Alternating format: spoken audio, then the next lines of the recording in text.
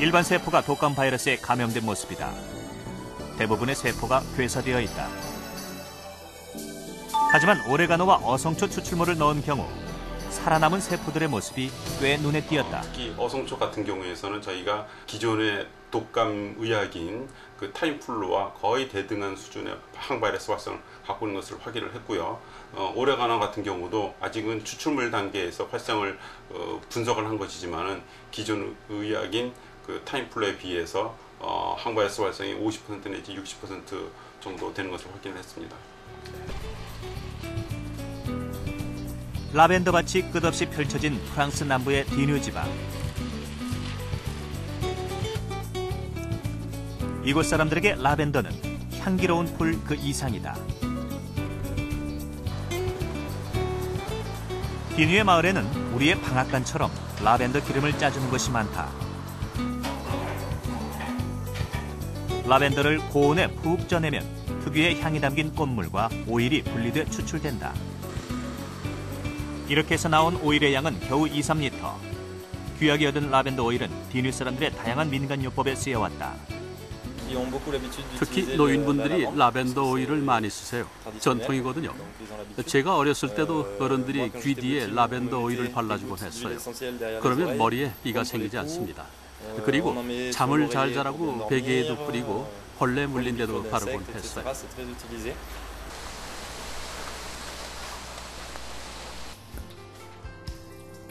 디뉴 지방 사람들은 빨래 등 집안일을 할 때도 세제 대신 살균력이 강한 라벤더 꽃물을 쓴다. 말린 라벤더를 집안 곳곳에 걸어두며 벌레를 쫓는 데 사용하는 것 역시 이 마을의 전통이다.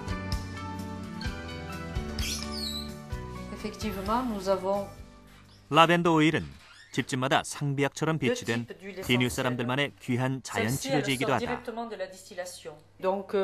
벌레나 벌 같은 것을 물렸을 때 이렇게 조금 묻혀서 물린 자리에 문질러 바르면 효과가 아주 그만이죠. 또 등이 아플 때도 오일로 마사지를 해주면 아주 좋아요. 허브에서 추출한 오일의 이 같은 효과는 어떻게 가능한 것일까? 각각의 허브가 가진 강렬한 향은 허브의 잎 뒷면에 있는 기름주머니가 자극을 받아 흘러나오는 것이다. 이 기름에는 200여 가지가 넘는 성분들이 존재하는데 본래는 식물 스스로가 벌레나 균을 쫓기 위해 가지고 있던 것이다.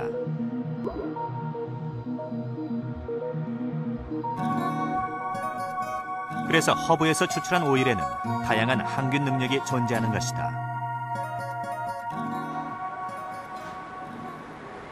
그럼 허브의 항균 능력은 염증 치료에도 도움이 될까? 이비인후과 전문의인 김상현 씨. 그는 스스로가 10년 넘게 알레르기성 비염을 앓아온 환자다.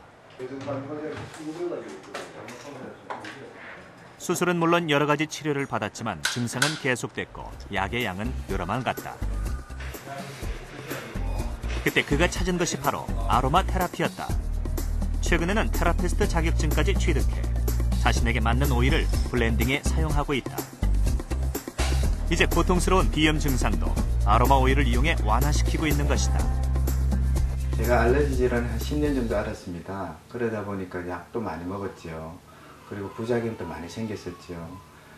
그러다 보니까 약을 처음엔 4알씩 먹다가 요즘에는 좀 줄여주고 있는데요. 지금은 현재 먹을 때 1알 정도를 먹고 있습니다. 그것은 아마 아로마의 도움이었다고 생각이 되는데요. 아로마의 그 혈관 수축 기능이나 항알러지 기능의 도움을 많이 받고 있다고 생각하고 있습니다. 아로마 테라피를 치료에 적극적으로 이용하는 의사들도 점점 늘어나고 있다. 증상이 지금 어떠세요? 증상이 어디가 지금 불편하세요? 속에 분비물이 말라가지고요. 속에서는 이제 숨쉬기가. 이비인후과 전문의인 유광목 씨는 7년째 아로마 요법과 기존 치료를 병행하고 있다. 이비인후과 질환은 대부분 각종 세균에 의한 감염이나 염증이 원인인 경우가 많다. 축농증 초기 증상에다가 이제 만성. 그래서 항균력이 뛰어난 40여 종의 아로마를 진료에 활용하고 있다. 다시 아로마 치료하시고. 이 염증이 심해서 항염증 아로마를 좀 발라드릴게요. 그래서 들어보시고요. 네. 치료는 증상이 있는 부위에 희석시킨 오일을 마사지하듯 바르는 방법과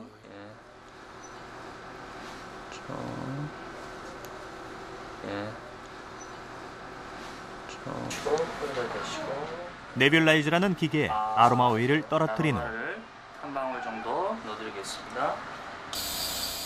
코와 입으로 아로마 입자를 분무하는 방법을 가장 많이 사용하고 있다. 재채 같은 경우도 바로 하다가도 이제 이걸 좀 하고 나면 재채기 원인 같은 게 좀 가라앉더라고요. 그래서 똑같은 뭐 치료받는 거든지 아로마 치료가 플러스가 되니까 체감적으로 낫죠. 아로마 치료로 가장 많은 효과를 볼 수 있는 것은 염증성 질환과 알레르기 질환군이다. 특히 중이염, 축농증, 알레르기 비염 등에서 그 효과가 높게 나타났다. 특히 이제 이비인후과 영역에서 아로마 테라피가 이제 좋은 효과를 볼 수 있는 것은 바로 이제 그런 항균 효과인데요. 비염이라든가 축농증, 중이염 모두 이제 세균 감염을 2차적으로 가지고 있는 그런 감염성 질환이기 때문에 이런 것을 사용했을 때 세균들이 많이 감소가 되고 농이 많이 감소가 되고 그러면서 코 점막이라든가 귀 점막의 그 힐링되는 그런 효과, 세포 재생 효과를 우리가 쉽게 관찰할 수가 있기 때문에 그런 양리 효과를 충분히 기대하면서 사용하고 있다고 생각을 하고 있습니다. 아로마 치료는 단독으로 사용하는 것보다 기존의 치료와 병행하는 것이 효과가 더 좋다. 부작용 역시 주의해야 한다. 아로마 테라피를 병행한 이비인후과 환자 3,000명을 분석해본 결과 환자 100명당 2.6명이 부작용이 있는 것으로 나타났다. 부작용으로는 접촉성 피부염이 가장 많았다. 아토피가 더 심해진 아기도 있었고 오일이 눈에 들어가 결막염이 발생하기도 했다. 이 밖에도 귀에 염증이 발생하는 웨이도염, 쑥 알레르기 환자의 피부 발진 등이 있었다.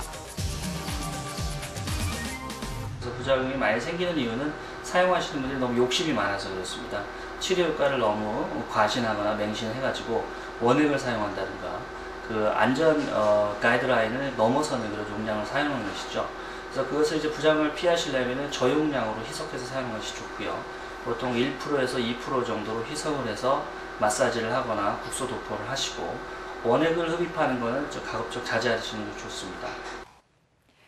허브의 방향 성분에서 추출한 것으로 만든 아로마 오일입니다.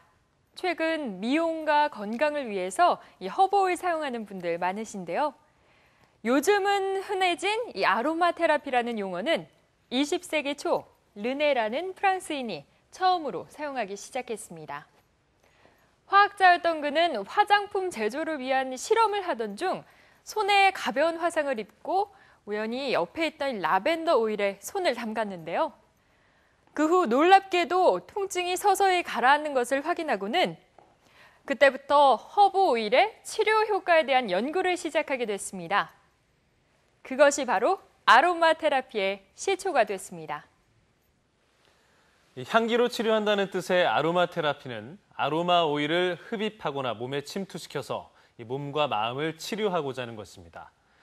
허브에서 추출한 오일들은 각각의 고유한 향을 가지고 있는데요.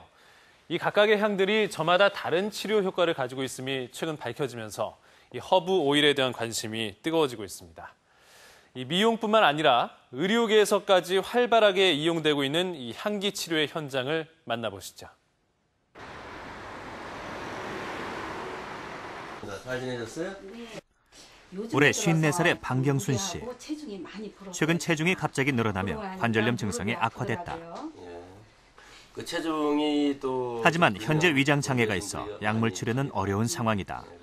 지금 보시는 이 관절은 다행히 무릎의 상태는 심각하지 않은 퇴행성 관절염 초기. 변화를 관찰할 수가 있습니다. 그래서 방경순 씨는 통증 완화에 도움이 되는 아로마 오일을 처방받았다. 이 병원에서는 통증이 심하지만 약물 치료가 어려운 관절염 환자들에게 아로마 오일로 병행 치료하고 있다. 퇴행성 관절염 환자에 있어서 그 적용 대상은 초기에서부터 중기 그리고 아주 심한 그런 환자까지 다 적용 대상이 됩니다. 다만 정말 극심해서 엑스레이상으로 볼 때 관절 연골이 완전히 마모가 돼서 뼈끼리 맞닿은 그런 경우에는 이제 근본적으로 좋아지기는 좀